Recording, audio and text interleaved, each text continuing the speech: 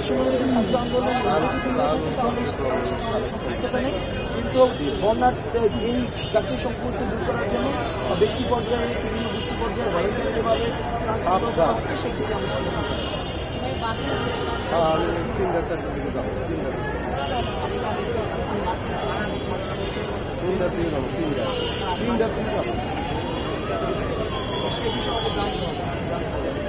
জেলে জানাতে হবে। ত্রাণ সংগ্রহের কাজ চলছে, সেখানে আমাদের সারাদিন ব্যস্ত থাকতে হচ্ছে এবং আমাদের যারা রয়েছে আপনারা বিভিন্ন জায়গা থেকে আমাদের অনেক কমপ্লেন দেন গণমাধ্যম কর্মীরা, আপনাদের প্রতি আমরা কৃতজ্ঞ।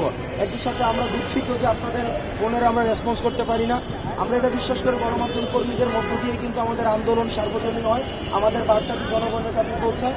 গণমাধ্যম কর্মীদের এই যে অভাবনীয় নিরলস পেশাদারিত্বের, সেটির প্রতি আমাদের সবসময় কৃতজ্ঞতা থাকছে। কিন্তু গণমাধ্যম কর্মীদের সবসময় ফোন ধরা হয়, ধরতে পারি না আমাদের ব্যস্ততার কারণে। আপনারা দেখতে পাচ্ছেন যে কীভাবে আমাদের নিরলস পরিশ্রম করছে। আশা করি সেই বিষয়টি আপনারা ক্ষমার দৃষ্টি করবেন। ঠিক আছে, থ্যাংক ইউ।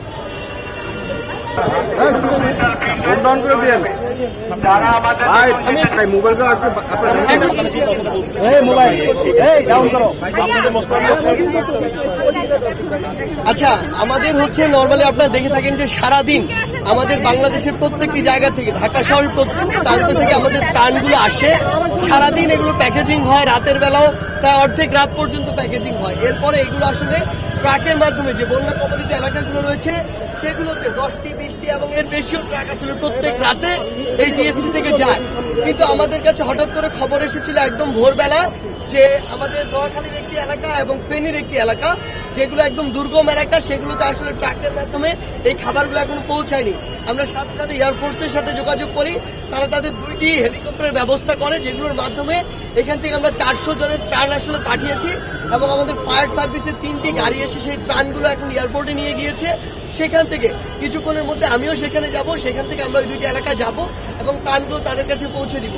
আসলে সমস্যা যেটি হয়েছে যে এই যে প্রত্যন্ত এলাকাগুলো রয়েছে, এই এলাকাগুলোতে আসলে রাস্তাগুলোর বন্যার কারণে এখন অবস্থা নেই যে আপনি ট্রাক নিয়ে যাবেন বা বড় কোনো একটা গাড়ি নিয়ে যাবেন, ইভেন মানুষই যেতে পারছে না।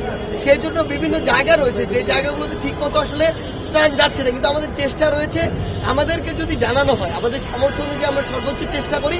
এক্ষেত্রে আমরা সেনাবাহিনীকে, বিমান বাহিনীকে, কোস্টগার্ডকে এবং নৌবাহিনীকে বলতে চাই, তারা যথেষ্ট কষ্ট করছে, এটি নিয়ে কোনো ডাউট নেই, বাট তারা যেন তাদের সর্বোচ্চটুকু দিয়ে, এমন কেউ যেন না থাকে যে দিনে একবেলা কোনো একটি খাবার খেতে পারেনি বা গ্রহণ করতে পারেনি। এই খোঁজটুকু তাদেরকে নিতে হবে এবং এই রেসপন্স করার দায়িত্বটুকু তাদেরকে নিতে হবে।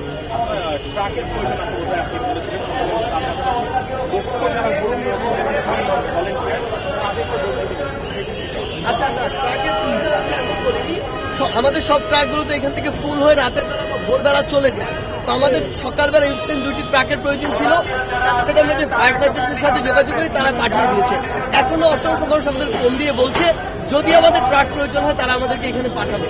আরেকটি জিনিস যেটি আমরা বলেছিলাম যে এখানে পুরো ঢাকা শহর থেকে শুরু করে পুরো বাংলাদেশ থেকে অসংখ্য ভাই বোনেরা এসেছেন যারা কষ্ট করছে, ত্রাণগুলো প্যাকেট করছে।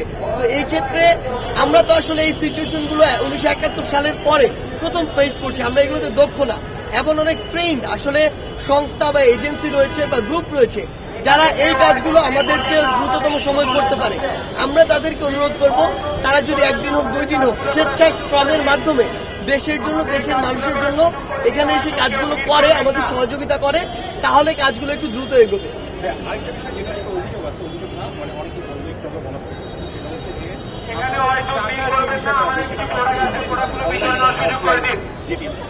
অনেকেই দেখা যাচ্ছে বৈষম্যবিরোধী ছাত্র আন্দোলন বা ছাত্রদের নাম বলে রাস্তায় তারা ক্যাশ দিচ্ছে। আচ্ছা, আমাদের জায়গা থেকে স্পষ্ট বার্তা, আমরা বৈষম্যবিরোধী ছাত্র আন্দোলনের পক্ষ থেকে সরাসরি এখানে টিএসসির এই যে বুথগুলো রয়েছে, বুথগুলোতে আমরা সরাসরি অর্থ নিচ্ছি। এছাড়া আমাদের বিকাশ, নগদ, রকেট এবং একটি ব্যাংক অ্যাকাউন্ট, এই 4টি অ্যাকাউন্ট আমরা সোশ্যাল মিডিয়াতে আমাদের যে ফেসবুক প্রোফাইলগুলো বা আমাদের যে অফিসিয়াল গ্রুপ সেখান থেকে আমরা পোস্ট করেছি। শুধুমাত্র এই অ্যাকাউন্টগুলো এবং এই অফলাইন বুথটি হচ্ছে আমাদের অফিসিয়াল বুথ। এছাড়া আমরা কোনো সিঙ্গেল একটি গ্রুপও করিনি পুরো বাংলাদেশে যেটিকে আমরা অথরাইজেশন দিয়েছি আমাদের পক্ষ থেকে যে তারা কোনো একটি নির্দিষ্ট জায়গা থেকে টাকা তুলবে, আমরা দেইনি। কেউ যদি আমাদের নাম ভাগিয়ে তোলে তাহলে এটা অবশ্যই অপপ্রচার বা মিথ্যা। কেউ যদি ব্যক্তিগত উদ্যোগে তোলে তাহলে ওটা যদি সে ভালো কাজে ব্যবহার করে আমরা অবশ্যই সাধুবাদ জানাবো, কিন্তু এটার যদি কোনোভাবে অপব্যবহার হয় অবশ্যই এই দায় তাদেরকে নিতে হবে। আমরা শুধু একটু কথা বলতে চাই, জাতির এমন সংকটকালীন সময় কেউ যদি নিজের নীতি নৈতিকতা বিবেক এগুলো বিবর্জিত হয়ে ব্যক্তিত্বকে ভুলে গিয়ে এখনো মানুষের কাজে না এসে বরং অসৎ কোনো কাজ করে, তাহলে দিন শেষে আমরা তাদেরকে কোনোদিন মানুষ হিসেবে বিবেচনা করতে পারি না।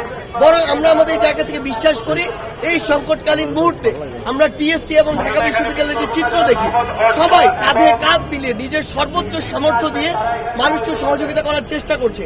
আমরা চাই সবাই এটি করুক।